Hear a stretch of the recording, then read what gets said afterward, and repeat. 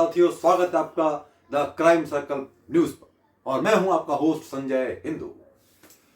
मध्य प्रदेश में इंदौर शहर के अंदर पुनः मुख्यमंत्री जी के द्वारा घोषणा की गई है कि ऊंची आवाज में चलने वाले डीजे लाउड स्पीकर पर लगेगा बैन। इसके पहले भी जब मुख्यमंत्री जी के द्वारा पद ग्रहण किया गया था और पहली कैबिनेट मीटिंग के अंदर भी उनके द्वारा घोषणा की गई थी कि मंदिरों, मस्जिदों, धार्मिक स्थलों पर लगे हुए लाउड स्पीकर को उतारा जाएगा और उन पर चलने वाले लाउड साउंड के अंदर आवाजों को बंद किया जाएगा। मैंने सभी धार्मिक स्थल की बात कही। हमने कहा कि धार्मिक स्थल पे अगर कोई इस सीमा का उल्लंघन करेगा तो उसके लिए कार्रवाई करेंगे।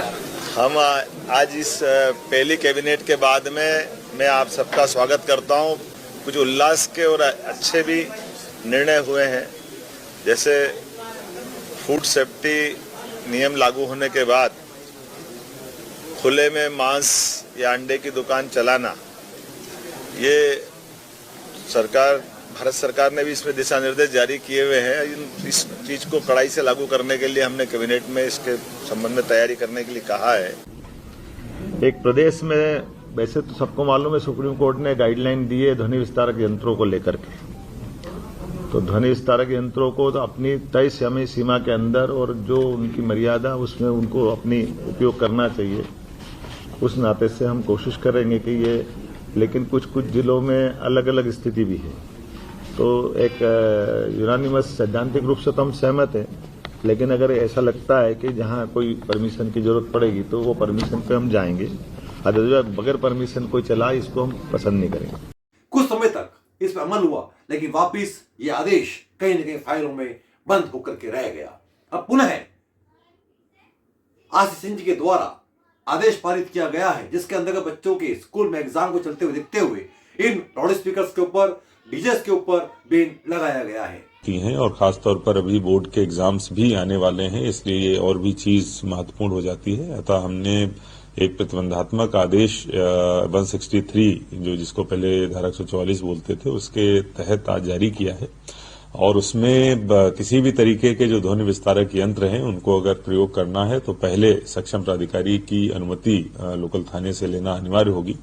और इसके साथ साथ ये भी देखा गया है अमूमन कि जब कभी भी ऐसी अनुमति मिल भी जाती है, उसके बाद में बहुत सारे डीजे बॉक्स लगाकर, चाहे वो जुलूस हो, शादी हो या दूसरी जो जगहें हो, वहां पर ध्वनि विस्तारक यंत्रों का प्रयोग बहुत अधिक मात्रा में किया जाता है, खासतौर पर डीजे बॉक्सेस का, जिसकी वजह से बहुत ज्यादा ध्वनि प्रदूषण होता है। इस चीज को भी प्रतिबंधित किया गया है। जो वेंडर्स हैं जो डीजे साउंड और ध्वनि विस्तारक यंत्र किराए पे देते हैं, उनको भी इसके तहत पालन करने के लिए अनिवार्य किया गया है कि किसी को भी 2 से अधिक मीडियम साइज के बॉक्स वो किराए पर नहीं देंगे। अगर किसी जगह पर ऐसी जब्ती होती है तो न केवल प्रयोग करने वाले के खिलाफ कार्रवाई होगी, बल्कि जिसने किराए पे दे रखा है, जिस दुकान वाले ने, उसके खिलाफ भी हमारे द्वारा कार्रवाई करी जाएगी। आदेश में कहा गया है कि अगर किसी शादी में, पार्टी, फंक्शन में या मोहल्ले में किसी आयोजन में या किसी धार्मिक स्थल पर अगर ऊंची आवाज में लाउड स्पीकर की आवाज आती है, डीजे का साउंड बजता है, तो उसके ऊपर कानूनी कार्रवाई की जाएगी। देखना यह होगा कि जब पहले की तरह यह आदेश फाइलों में बंद होकर रह जाता है या अब इस पर अमल होगा। क्योंकि अगर जो पीड़ित व्यक्ति है, मोहल्ला है, कोई रहवासी है, अगर 100 पर भी कंप्लेन करता है, रात को 12:30, 1-1 बजे तक देखा गया है कि इंदौर शहर में, बस्तियों में साउंड बजते रहते हैं और कंप्लेन करने के बाद भी रहवासियों को, पीड़ित को नहीं मिलती है कोई सुविधा।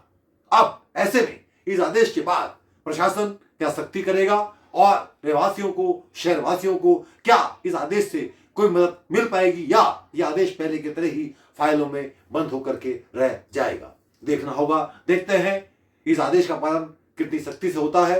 जय हिंद।